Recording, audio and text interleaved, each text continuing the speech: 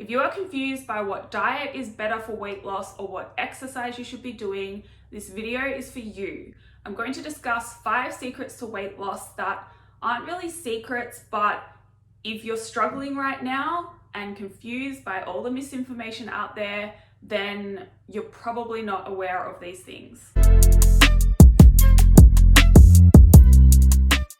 Hello, welcome back to my channel. My name is Jody and I help you change your beliefs so you can change your body, your health, and your life. This video, I want to uncover 5 weight loss secrets so you can stop being confused, get the facts, and understand what actually works for weight loss. So the first secret is that there are no secrets. There is just science, and the science says that in order to lose weight, you need to be eating in a calorie deficit. The reason for this comes down to energy balance. If you are consuming the same amount of energy that your body needs to function, you're just going to maintain your weight. If you consume less energy than your body needs to function, it is not going to have enough energy to function, and so it is going to have to use energy stores in terms of your body fat to fuel itself. And when it does that, that is when fat loss happens, because your body has to use that stored fat for energy, and when it does, you lose body fat,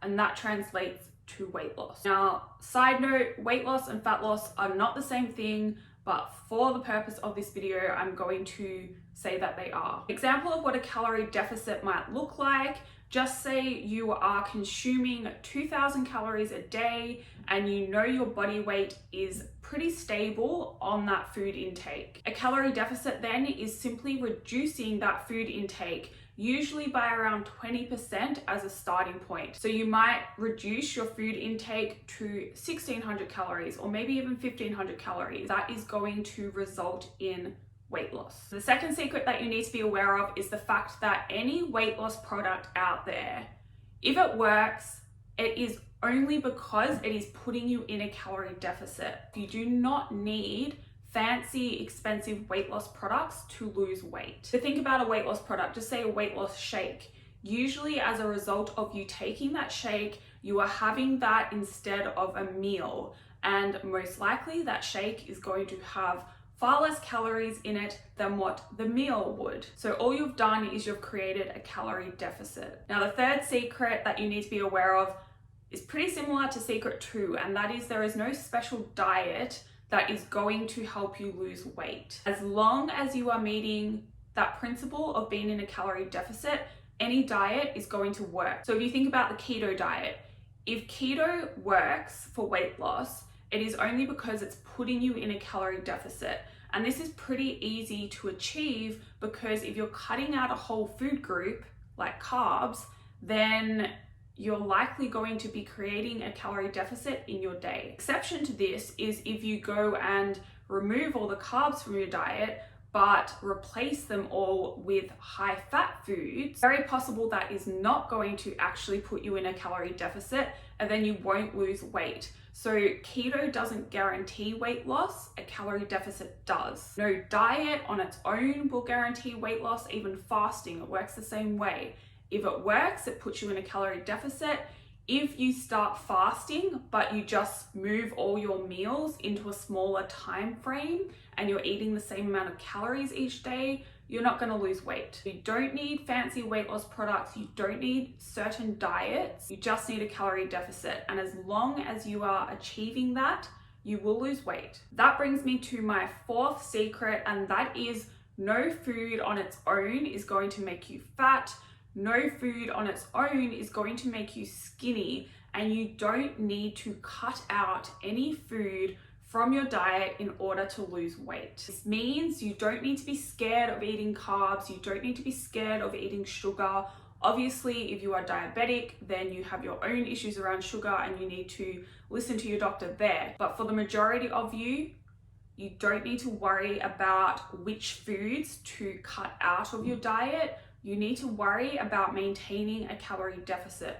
So if including some chocolate in your diet every day helps you stick to a calorie deficit because it prevents cravings and binge eating, then include some chocolate every day. Overall, you should be making sure you eat plenty of protein and vegetables, as that is going to help you stick to that calorie deficit, going to help you with your health and maintaining muscle mass, and so many things, including carbs in your diet, including some treats here and there, even every day, just in the right quantities, is fine as long as you're hitting that calorie deficit target, which is going to be individual to you, your body, your goals, your dieting history, and a number of things. That brings me to my last secret for weight loss, and that is exercise is not essential for weight loss. I'm not saying you don't need to do any exercise for your health and well-being, but I am saying if you are really stressed and struggling, you need to get your diet right first. That should be your priority.